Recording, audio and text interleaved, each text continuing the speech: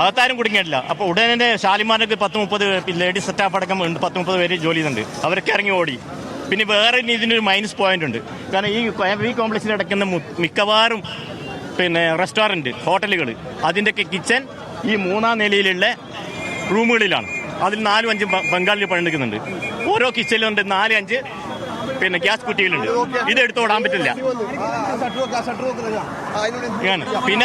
പിന്നെ 2 ഫയർഫോഴ്സ് വന്നായിരുന്നു. ഒരു ഫയർഫോഴ്സിൽ വെള്ളമില്ല. പിന്നെ ഉള്ള വെള്ളത്തിൽ തന്നെ ഫോഴ്സ് ഇല്ല. അത്ര പവർ വേണ്ടേ ഇതിന് കടത്താൻ വേണ്ടിയിട്ട്? പവറില്ല. എന്തായി എന്നുള്ളത് അതിനകത്തിന് പോയി നോക്കാനേ പറ്റും. പരമാവധി ഞങ്ങളൊക്കെ സാധനങ്ങൾ എടുത്തിട്ട് ഓടിയായിരുന്നു. രാജധാനി സൂപ്പർ മാർക്കറ്റ്, സുഹൃത്ത് സ്റ്റോറുണ്ട്, ഞങ്ങളുടെ തന്നെ ടോപ്പ് വേൾഡ് എന്ന് പറഞ്ഞിട്ട് ഷോപ്പുണ്ട്, പിന്നെ ബിഗ് ബസാറുണ്ട്. പെട്ടെന്ന് എല്ലാവരും അറിഞ്ഞപ്പോൾ ഇറങ്ങി ഓടി. ഇവിടെ ഈ ട്രാൻസ്ഫോമർ നിന്നാണ് ഈ വന്നത് തീ. അവിടെ നിന്നാണ് അടിപ്പെടുന്നത്.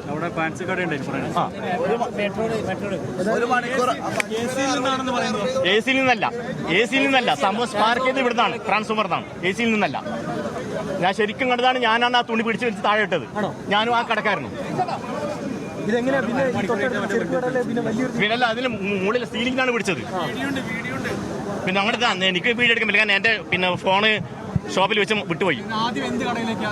ഇതാ ഇവിടുത്തെ ചോയ്സ് കട, മെട്രോ ചെരിപ്പാടി. ഞാൻ ഇപ്പോഴത്തെ ഫൺ സിറ്റി മെട്രോന്റെ നേരെ മുകളിലാണ് പിടിച്ചത്. ഫസ്റ്റിൽ അതിലേക്ക് പടന്ന് പിടിച്ചതാണ്. അതൊക്കെ പടന്ന് പിടിച്ചതാണ്. സെക്കൻഡിനുള്ളിൽ പടന്ന് പോവാണ്. ഫയർഫോഴ്സ് വളരെ താമസിച്ചാണ് വന്നത്. 2 ഫയർഫോഴ്സിന്റെ വണ്ടി വന്നു. പക്ഷെ ഒന്നിൽ വെള്ളം ഉണ്ടായിട്ടില്ല. ഉള്ള വെള്ളം തന്നെ ഭയങ്കര ശക്തിയായിട്ട് അടിക്കാനും പറ്റുന്നില്ല. 1 മണിക്കൂർ കഴിഞ്ഞാണ് ഫയർഫോഴ്സ് എത്തിയത്. അത് മാത്രമല്ല ഇവർ പറയുന്നത് മൊത്തം ബ്ലോക്കാന്ന് പറയുന്നത്. ബ്ലോക്ക് ആണെങ്കിൽ ഇവിടെ ഒരു 2 കിലോമീറ്റർ അപ്പുറമാണ് ഫയർഫോഴ്സ് ഉള്ളത്. അവിടുന്ന് ഇവിടെ വരാനുള്ള സംവിധാനം ഒരു ബ്ലോക്കുള്ള സ്ഥലമല്ല. 2 വണ്ടി വന്നു.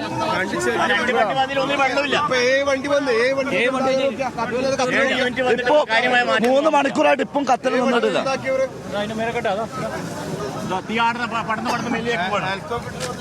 നാട്ടുകാരുടെയും ഒപ്പം തന്നെ അവിടെ ഉണ്ടായിരുന്ന ഈ കത്തിയ കടകളുടെ ഉൾപ്പെടെ ഉടമകളുടെയും നിഖിൽ, അവിടെയുള്ള ആളിന്റെ ഒരു പ്രതികരണമാണ് കേട്ടതെന്ന് മനസ്സിലാക്കുന്നു.